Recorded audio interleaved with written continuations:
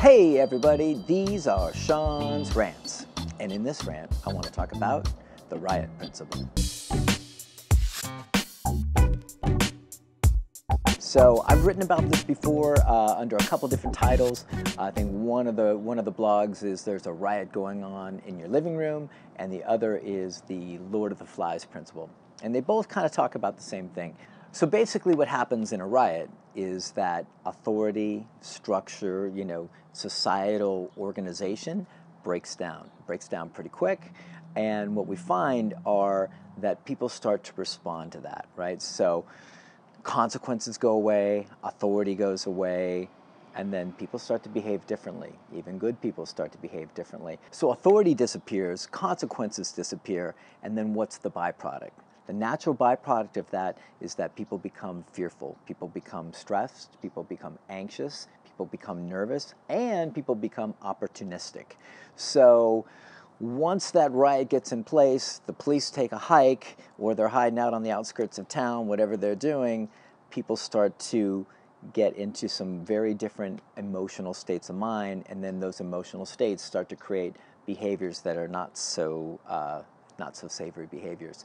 So the riot concept I like to use and tie in as a concept that parallels what happens in a lot of people's homes, right? So even though we may not have like the SWAT team or anything like that involved, what happens though is that a lot of owners bring dogs into their home and then they don't provide them any of the structure, any of the rules, any of the accountability, any of the guidance, any of that stuff you always hear us yakking about. And what happens is the dog starts to get into the same kind of space that human beings do when there's a riot going on, because the authority in your home has taken a vacation, it's taken a hike in the same way that it happens during a riot. And then what you find, you've got stressed, anxious, nervous, fearful, opportunistic dogs.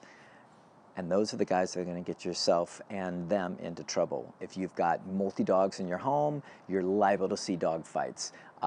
If you don't have multi-dogs in your home, you're liable to see all manner of behavior issues that your dog is probably capable of doing a far better job with.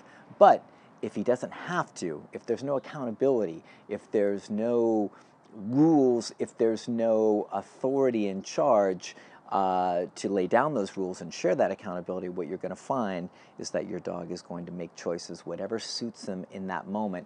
And in that moment, they're probably going to be, like I said, stressed and anxious. So you're going to see not their best choices. You're going to see all manner of naughty business go down. So not to make this too convoluted, not to make this too esoteric or complicated, but I'd really like to connect that with, anytime you guys can connect human behavior with dog behavior, it makes it much easier to kind of absorb and run with. And so if you can think about the way us humans get when authority disappears, when structure and societal kind of organization breaks down, Lord of the Flies is a great book for that.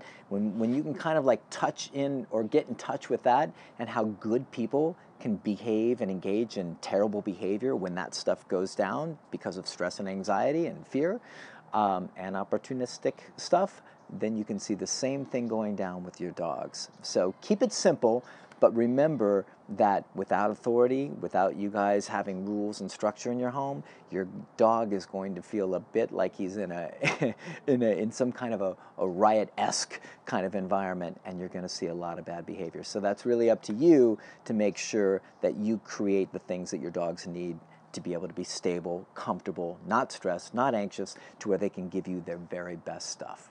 Hope that helps.